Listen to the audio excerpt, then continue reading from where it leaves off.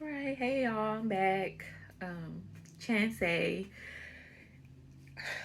This is the second video about the breast cancer diagnosis.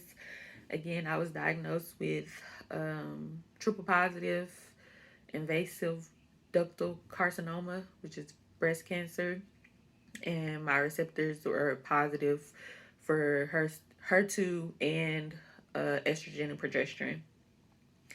And the last video I stopped at after I met with the surgeon, and she referred me to an oncologist. So I had to meet with the oncologist and confirm the treatment plan because they had to agree on that treatment plan. And then she scheduled me for my port. So I met with the oncologist, and she confirmed my treatment plan, and she agreed that I should do chemo first and get the port inserted, because you can either choose, like, you don't have to, but you can either choose to get a port inserted so that they can infuse the medicine directly to your veins, or you can do veins, just have it like a needle in your veins. And every time that I do, like, get blood taken or anything like that, they have a hard time finding my veins, and then they poke and poke and poke, and I can't. So I went ahead and agreed to do the port, especially since I'm gonna have to do it over the whole year. Um, after I met with the surgeon, and I was meeting with the oncologist to confirm everything, um, it was heavy on me. My mom got sick. I ended up like more sick. I I ended up telling my dad about it because it was just so much to keep in, and I know that I was, different. So I ended up telling my dad what happened and my what was going on, and I told him. Um, and he said to okay, he said, let's not tell my mom yet. Let's get her home from the hospital and then let her know about everything. But he was really there for me, and he you know said what I needed to hear and all of that, and very supportive for me, which I appreciate that because I needed that. But my mom never ended up coming home. She ended up passing, and it was so stressful. And everybody was saying, like, you gotta keep your strength, you gotta eat, you gotta do all this stuff, you have to stay strong because you have to get this medicine and your body needs to be in a strong place. But it's just like everything happened like in so little time. Like, I found out for sure I had this, I want to say it was like August 25th, and then my mom ended up passing September 21st, and she was in the hospital, in and out the hospital and rehab for that whole time. And it was just so hard. Like, I had to, you know, help plan a funeral, help um find her stuff to wear, help with all these things, do an obituary, do all this stuff that I've never done before, and it's so hard. And then just losing her is the hardest thing that I ever had to deal with, and it was just it was so bad. But I tried to get through it, and my family was so supportive. Everybody in my family surrounded me with love, and I appreciate that so much. I felt it so far and wide. Calls, coming to see me, helping with everything, just sending me motivational things, motivational text messages and everything. So I really appreciate that. And so it was good, but it was just so hard, and it was almost a point to where, like, I almost wanted to give up and just, like, if I don't do anything, like, I'll be with her, which I know now that's not the mindset to have, but it was just hard for me. But I met with the oncologist, and she confirmed the treatment plan, and she was so sweet. She's still so sweet. She's still my oncologist, and she made me feel, she was confident that we could fight this and that there's medicines to treat this. So she sent me for a echocardiogram. She had my PET scan results and she went through and confirmed everything. They took my blood. They had to test my kidneys, my liver functions. They had to test all these functions because these medicines can affect it. Especially the Herceptin. I think they said it could like affect your heart. So I had to do the echocardiogram to check my heart to make sure that it was good, and they want to use it to compare it. And I have to do the echocardio, like I think like they do it like every two treatments before, like I'll do it and then have a treatment and have another treatment and then do it again. Um, and then I think it's supposed to slow down. And she said all of those numbers came back good, and we can get started. So I had to schedule my port, and she said as soon as your port is inserted, you can start that same week. So I had to wait till after, like, you know, all the arrangements, all the funeral, and I wanted to wait until after all of that to do the port. So we end up burying my mother on October 1st, and I think the following week I had my surgery. That following Wednesday, I had my surgery to have my port inserted. I don't know, can you see it or not? But you can kind of see it under here, and then it goes here. This is the incision, then the vein goes to my through my neck, and then they just poke here when I go to it. And it's not, when I first got it, I mean, it's a little uncomfortable. Um, it's a little bit uncomfortable, but it didn't hurt or anything. I had my surgery. I had to get anesthesia. I don't really remember anything. I remember him saying he was about to make me a special cocktail, and I remember rolling to the back. But after that, I don't remember anything um, except waking up from it and having a port. Uh, so that went well, nothing there, and they checked it. And when I went to the oncologist, they said it looked good. Everything went well from that part. So I just have to numb it before I go, and I really don't feel it. I've seen where some people, and I've heard other people say that they it was painful, or when they get it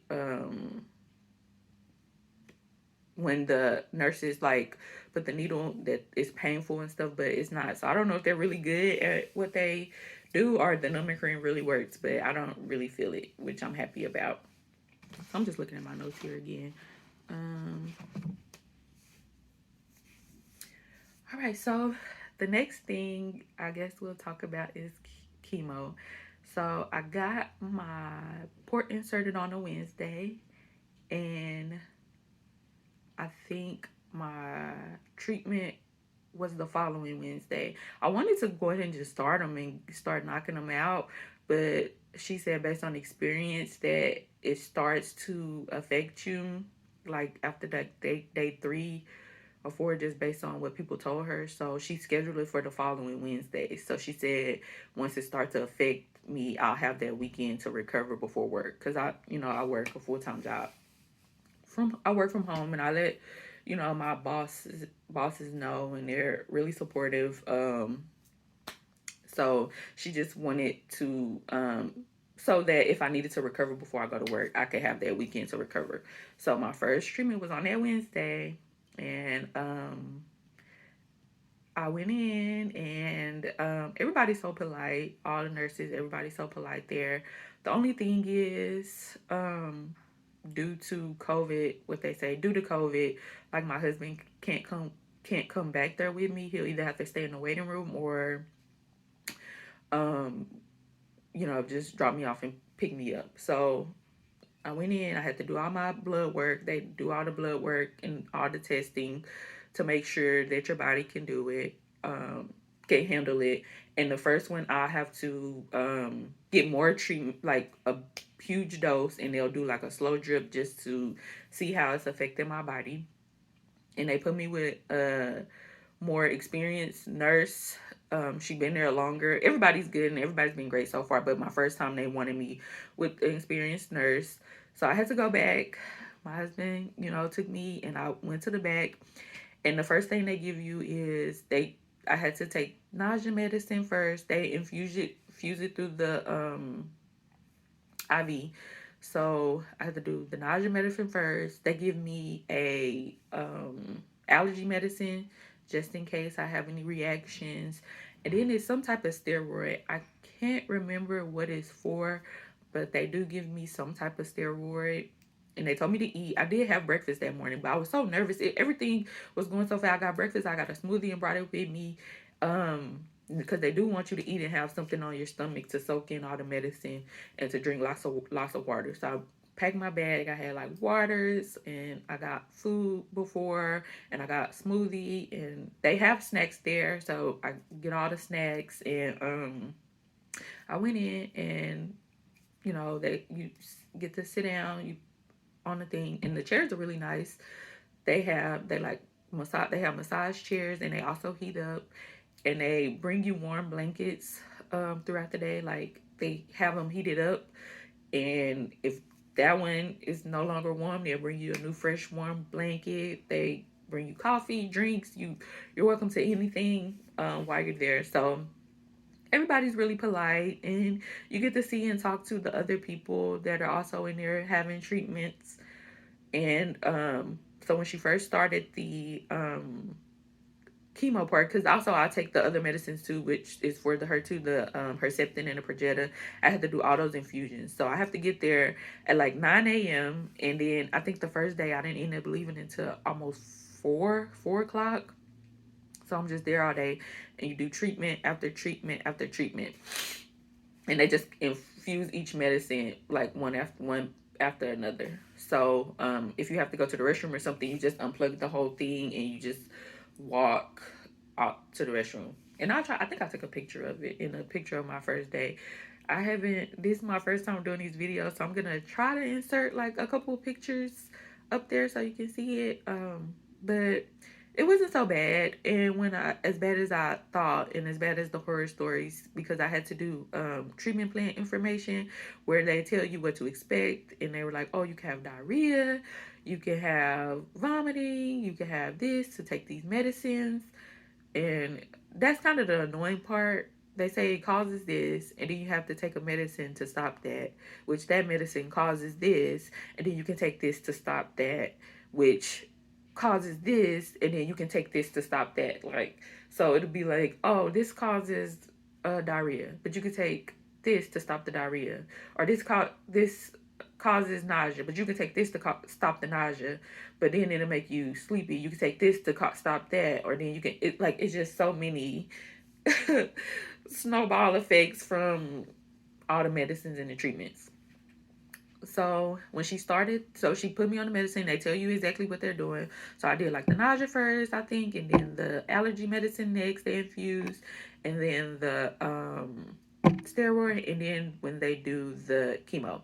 So the first chemo that I had to do, what are mine? Mine are Taxotere and carboplatin, if I'm saying that right. Those are the two chemos that I have to take. I had to take two separate ones. And the Taxotere, that's the one that, makes your hair fall out. And the carboplatin, they say, is the one that affects your taste or could. Everybody's different. So with the Taxotere, you have to do ice because they want to avoid or prevent hypothermia, which is like could be in your fingers and toes. So I had to hold ice packs in my hand, and then she wrapped ice packs around my toes, I guess to freeze the area to prevent the hypothermia from happening. So I have to sit there, and the first treatment that I got was I think like an hour and a half, but it got less because they get to drip it faster as long as your body is like you're not having any reactions to it. So when she put it in, she infused that one, and she let me know, and she just kept coming to check on me because I think some people say they have like back pains. Sorry, they have like back pains or something as it's going through, but I didn't feel anything. during that time. So she just kept checking. She was like, okay, I'm gonna, up it a notch. Do you feel anything? Or she just kept making sure I was okay while she was doing it, and I just had to hold the ice and put it on my toes. I later ordered the gloves and the socks off of Amazon, where you freeze the packs, and when you go in, you can just put the gloves on and the socks on while you're going through that, because you have to have it on during that full time during that chemo. So she did that one. My body reacted fine. I did feel like, I felt like I couldn't concentrate, like something was going on, like, but I felt like it was in my head because I kept waiting to feel something. But I don't think, now that I'm thinking back on it, I don't think it was nothing, but I just almost like couldn't see, like my eyes were blurring up or something. Like I felt like, but I think it was just, I think I was trying to feel something or see if I did, especially when watch these videos and stuff and they describe their experience. I'm like, oh my gosh, I'm going to be sick. I'm going to, like, it's going to do this. But I honestly didn't feel anything during my treatments. And then the last one that they give me is the carboplatin. I didn't feel anything there. And that's not the one I have to hold the ice for or anything like that. So, but yep, so my first one went well. After that, I come home. I didn't feel anything. I tried to be normal. I was normal that day. I walked. My husband and I, we went and walked our dog just so I can have some. I wanted to stay busy and stay moving around and everything like that. But yep, it didn't bother me. I'm so grateful for that. That it didn't bother me. And then after that, they scheduled the next one 3 weeks after. So it's every 3 weeks. And then the week before the next one, I have to do the echo again. And then when I go in for the treatments, they always check my blood work to see. So I'm going to stop this one right here. And the next one that I'm going to talk about is the side effects from the chemo, like moving forward. I didn't have any side effects that same day, but like moving forward and then the other treatments after that. So again, thank you for watching, and then stay tuned if you want to see the next one. And hopefully I'm not forgetting anything. If I forget to say something in this one or the last video, I'll just try to address it in the next one. But thanks for watching.